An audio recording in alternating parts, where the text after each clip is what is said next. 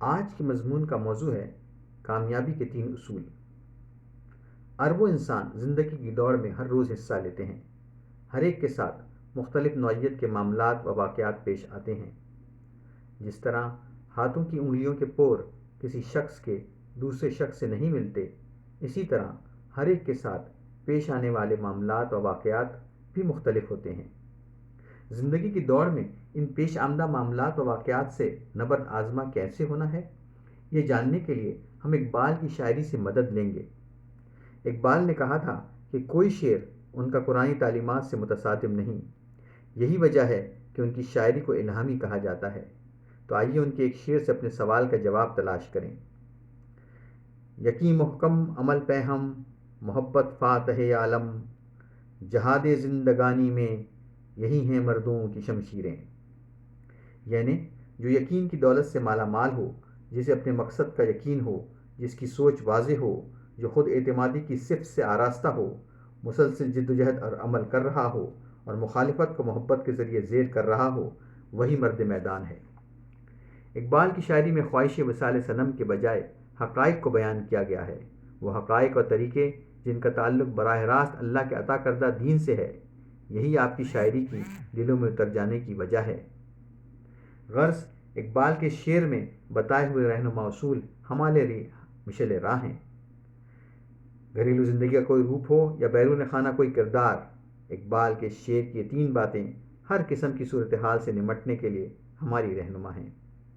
آپ بھائی ہیں یا شوہر، بیٹے ہیں یا داماد، گھریلو ہیں یا بیرون خانہ مستعد خاتون، کسی ادارے کے سربراہ ہیں یا ایک ادنیٰ کارندے، اقبال کا یہ شعر نہ صرف آپ کو لاہ عمل طے کر کے دے گا، بلکہ مخالفت یا ناکامی کے خوف کی صورت میں نجات کی راہ بھی بتائے گا۔ آئیے اس شعر کے بنیادی اصولوں پر غور کریں۔ سب سے پہلا اصول ہے یقین محکم۔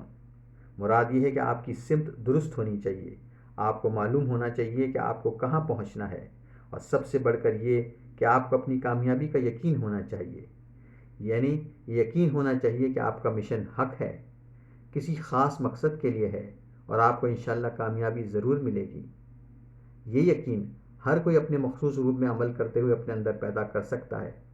اگر خانہ دار خاتون ہے تو وہ گھر کو ایک بہترین گھر بنانے کا یقین پیدا کر سکتی ہے۔ اگر کوئی فیکٹری کا مالک ہے تو وہ اپنی فیکٹری کو ایک ماڈل فیکٹری بنانے کا عزم کر سکتا ہے۔ کسی کھیل کی ٹیم کا کپتان ہے تو کامیاب ٹیم بنانے کا ارادہ کر سکتا ہے۔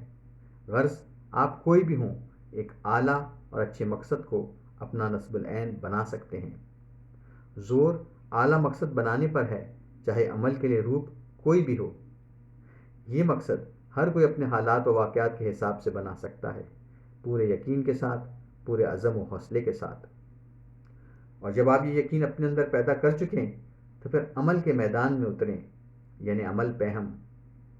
دیکھیں کہ کس طرح آپ اپنے مشن میں کامیاب ہو سکتے ہیں۔ وہ کیا اقدامات ہیں جو آپ نے کامیابی کے لیے اٹھانے ہیں، ان کے متعلق سوچیں اور عمل کریں۔ مستقل عمل اور جد و جہد، یعنی خوب محنت، رات دن ایک کرنے والی کوشش۔ پھر جب آپ یہ جد و جہد کر رہے ہوں تو تیسرا اور آخری عمل کریں، یعنی مخالفت پر اپنے اچھے برتاؤ سے قابو پائیں۔ یعنی اقبال کے الفاظ میں محبت فاتح عالم۔ دراصل ہر یقین محکم اور عمل پہم کرنے والے کو مخالفت کا سامنا رہے گا۔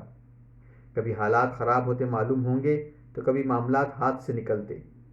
ہر 2 صورتوں میں کامیاب وہی رہے گا جو برائی کو بھلائی سے ٹالے گا، یعنی اس کا مخالفت کے ساتھ برتاؤ محبت فاتح عالم کا برتاؤ ہوگا۔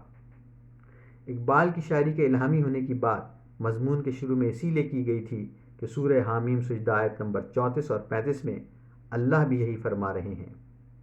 فرمایا، اور بھلائی اور برائی برابر نہیں، تو تم برائی کو بھلائی سے ٹالو، تو پھر تم یہ دیکھو گے کہ وہ جس میں اور تم میں دشمنی تھی وہ ایسا ہو جائے گا جیسے کہ گاڑھا دوست۔ اور یہ چیز حاصل نہیں ہوتی مگر ان کو جو بڑے صبر والے ہیں، اور یہ چیز حاصل نہیں ہوتی مگر ان کو جو بڑے قسمت والے ہیں۔ اس قرآنی نظریے کو آزما کر دیکھیں، 100% کامیابی کا گر ہے۔ کوئی مخالفت، کوئی دشمنی، کوئی رکاوٹ آپ کے مشن عمل پہم کے آگے رک نہ سکے گی۔ اگر آپ نے برائی کو بھلائی سے ٹالو، یعنی محبت فاتح عالم کا گر اپنا لیا۔ یہ اللہ کی باتیں بتائی ہوئی ہیں اور اللہ کی باتوں میں کوئی تبدیلی نہیں ہوتی۔ سورہ یونس آیت نمبر 64 میں فرمایا، اللہ کی باتوں میں کوئی تبدیلی نہیں ہوتی۔ غرض زندگی کا کوئی روپ ہو، گھریلو زندگی کا کوئی کردار یا بیرون خانہ عملی زندگی، برائی کو بھلائی سے ٹالو سے مؤثر اور کوئی دوا نہیں۔ اللہ ہمیں اس کی توفیق عطا کرے اور ہمیں صابرین اور خوش قسمت لوگوں میں داخل کرے، جیسے کہ حامیم سجدہ کی ان دو آیات میں ذکر ہے۔ آمین۔